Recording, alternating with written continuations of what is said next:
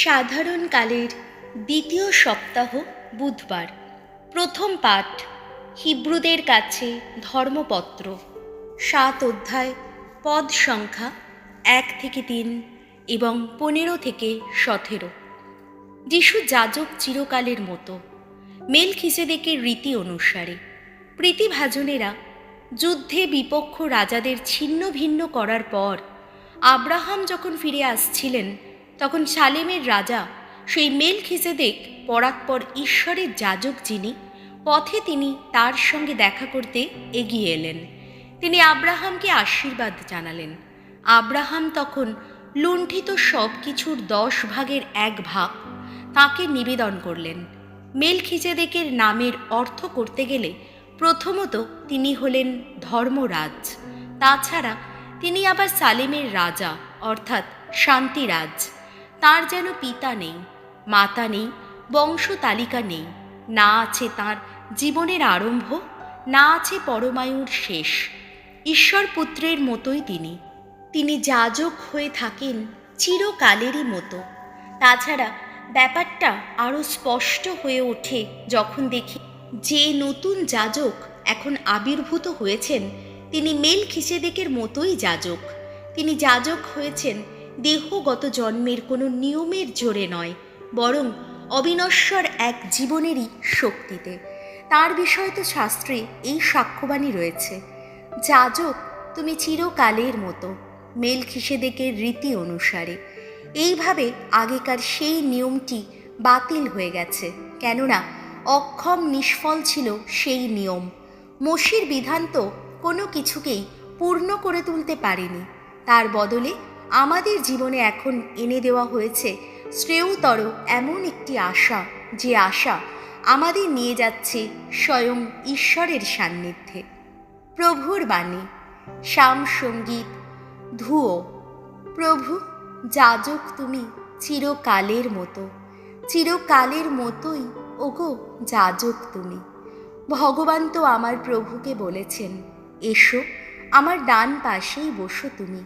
তোমার শত্রুদের যতক্ষণ না করে রাখি আমি তোমার পাদপীঠ। ধুয়ো।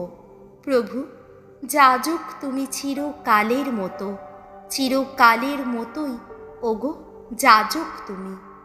ভগবান এবার সিয়ন থেকে তোমার রাজদণ্ড প্রভাব চতুর্দিকে ব্যক্ত করবেন। যত শত্রুর মাঝখানে তুমি প্রভুত্ব করবে। ধুয়ো।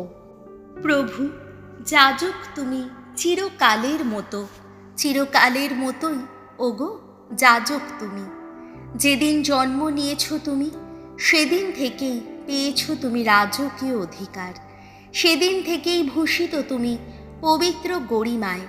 ভোরের আগেই মাতৃগর্ভ থেকে জন্ম দিয়েছি তোমায়। ধুয়ো। প্রভু, যাজক তুমি চিরকালের মতো, চিরকালের মতোই ওগো যাজক তুমি।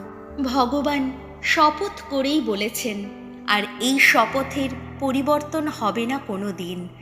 বলেছেন তিনি, মেলখিসেদেকের রীতি অনুসারেই যাজক তুমি চিরকালেরই মতো। ধুয়ো।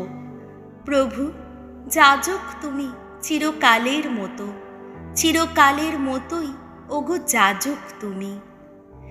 বাণী বন্দনা। জয় জয়, প্রভুর জয়।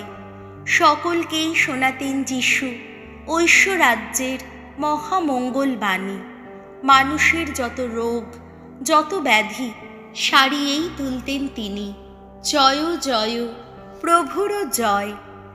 মার্ক রচিত মঙ্গল সমাচার, 3 অধ্যায়, পদ সংখ্যা 1 থেকে 6।